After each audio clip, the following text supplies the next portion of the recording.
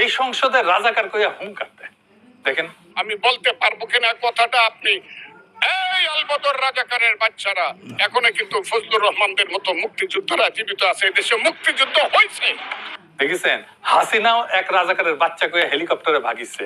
এই যে দেখেন, তার মানে কি মুক্তিযুদ্ধের সন্তান নাতিপুতিরা কেউ মেধাবী না? যত রাজাকারের বাচ্চারা নাতিপুতি হলো মেধাবী, তাই না?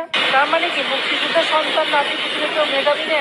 যত রাজাকারের বাচ্চারা নাতিপুতি হলো মেধাবী, তাই না? তারপরে সে ঐতিহাসিক মিছিল শুরু হলো ঢাকা বিশ্ববিদ্যালয়, ইতিহাস পাল্টায় গেল, তুমি কে আমি কে, রাজাকার রাজাকার।